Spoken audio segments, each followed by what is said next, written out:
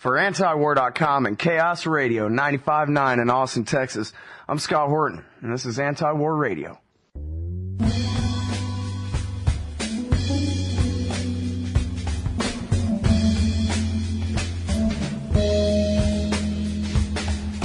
Got something important to talk about. It's not so much foreign policy, but I know it's important to Angela, and it's important to me, and maybe to some of you guys. And the subject is our old friend Michael Badnarik. The guest is Shawn Haugh. And Angela, you do the introduction here. All right. Shawn is from Free and Equal Elections Foundation. Shawn is a longtime activist, and he and I work together, the Libertarian Party. He's going to be talking today a little bit about Hearts of Liberty, and this is really important because it's a website established to help pay Michael Badnarik's medical bills. Shawn, are you there with us? I am. Thanks for joining us on the show today. Oh, it's a pleasure.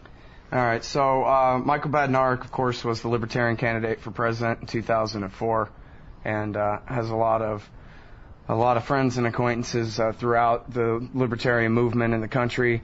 And as many of us know, he had a heart attack. How many weeks ago? 4 or 5 weeks ago now, something like that. A little over 4 weeks ago. A little over 4 weeks ago, and now I actually have not been able to talk to Rick McGinnis. I tried to get a hold of him. I wanted to find out some details of actually how much better he's doing. The first news was that he was pretty out of it there in the hospital. Can you tell us what progress he's had there, Shawn? Yeah, I've had the chance to speak with him a couple times this week, and including yesterday, and he sounds pretty good for somebody who had a massive heart attack 4 weeks ago and was in an induced coma for 2 weeks. He sounds weak, but his spirits are good, and every time I hear from him, he sounds a little bit better every time. So he's on the way to recovery.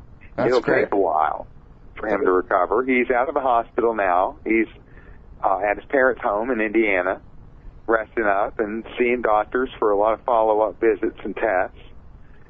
And there's, to my knowledge, no real prognosis on how long it'll take. But he seems to be well on his way to resting up and getting back to full strength and getting back on the road for liberty again. Well, that's great to hear. I guess the fear with, a heart attack like that, lack of blood to the brain, and like you said, the coma that he was in there for a while, I was kind of scared that maybe he would have lost some brain function, not ever be able to get back to 100% or some kind of nightmare like that. But you're saying that no indications of that at all, huh? Correct. He sounds pretty good. He certainly has his wits about him in speaking with him. Mm-hmm.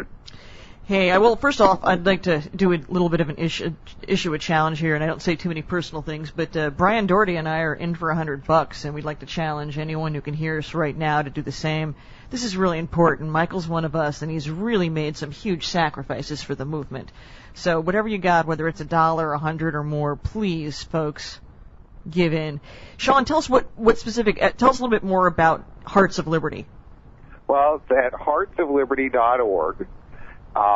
Eric Nordstrom came to us with the idea of putting together a fundraiser to raise money for his medical bills.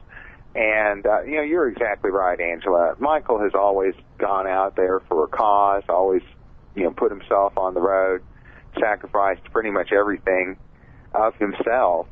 He never worries about the paycheck, never really worries about making money off of this. And so when he approached us with this idea, Eric, we thought, well, wow, this is fantastic. This is a way for us to show what kind of mutual aid could take place of government intervention or mandated health insurance in the Libertarian Society that Michael keeps preaching about. And I'm very gratified. I'm looking at the website right now. We just passed $5,000, and we really only officially launched it last night. Really? So, yeah. Wow, that's great. So, we'll be Free and Equal's role. It was very easy for us to put together the website, and since we're a 501c3 nonprofit, donations to this fund are tax deductible. We'll be keeping separate accounting of everything, and that's going to be completely transparent. We're going to make sure that 100% of this money goes to pay off Michael's medical bill. All right, now say the name of the website 3 times.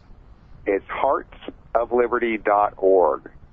Heartsofliberty.org. Heartsofliberty.org. All right, good. And now, so that means that people with a Facebook account can help try to make this viral. There's a lot of libertarian and Ron Paulian type community online. If they're going to sit around and cheer for some evil Republican in Massachusetts, they can go ahead and kick down a couple of bucks for a hero in Indiana. Well, that's exactly right. And it's just really gratifying to see it's already a few dozen people that have kicked in. And that number, to me, is just as important as the amount of money, too. It's the number of people who, you know, we've had donations anywhere from $5 to $1,000. And so it's, like I said, it's nice to be a part of something to help show what, you know, to put our principles into action. Yeah. All right, now listen, too. There are a lot of people who don't know who Michael Badnarik is, so why don't you two talk about Michael Badnarik and why you like him so much for a minute here?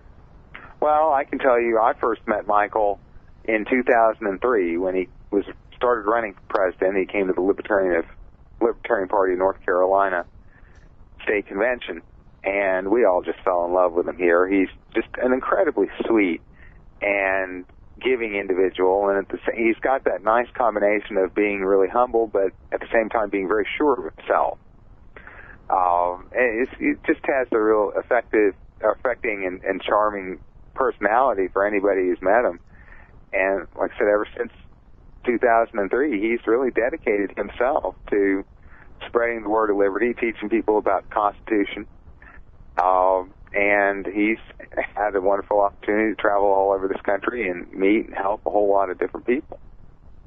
Well, my history with Michael goes way back. We were in Austin together back in the day, and back then he was an objectivist and a whole lot of fun. My best Michael story is, of course, when he finally told me he really wanted to run for president, and I took a good look at his shirt, and he really was partial to those shirts that had American flags all over them. One was almost blinding and confusing, and I said, Michael, you can do this, but first, we're going to Dillard's in Austin, and we're going to get you some clothes.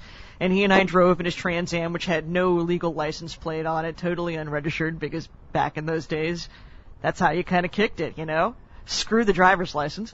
And we drove to the mall, and we're looking at shirts and ties and trying to really kind of waspify him, you know, trying to make him look like he could compete with George Bush on any stage. So we did that, and I remember a woman was asking, you know, what we were shopping for, and Michael just turned and says, I'm running for president. It's totally straight-faced. And when I knew he could do that to a total stranger without any explanation whatsoever, he was ready.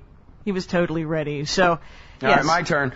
So I talked to Michael virtually every single day that he was running for president. I was his foreign policy advisor, and I would call and tell him about the horror going on in Iraq and keep him up to date on all that.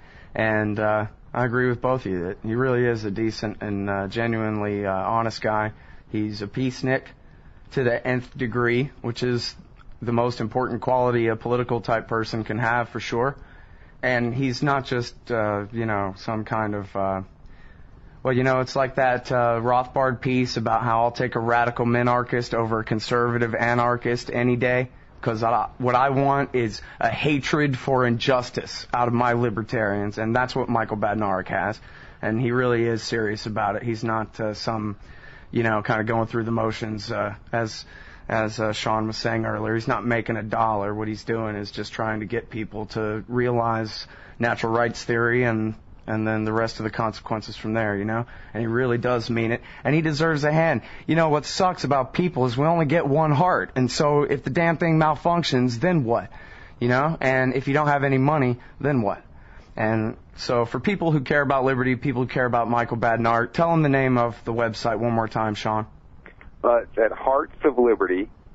All right. Anything else you have to say? Well, if you want to read a little bit more about the story, we have press release on it posted at freeandequal.org and also at libertyforall.net. And people can feel free to take that or take anything off of the heartsofliberty.org website and pass it around, forward it everywhere, because I expect that the way that this is going to work is through what, I hate this term, but what they call viral marketing, where people just, you know, take the news and forward it. It's nice to see it being forwarded all over Facebook.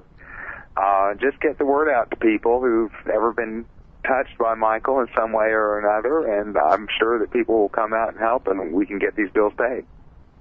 All right, everybody, that's Shawn Haugh, from, say it again? freeandequal.org. freeandequal.org. All right, thanks a lot. Really appreciate it. Well, thank you. All right, y'all, this is Anti-War Radio. We'll be right back.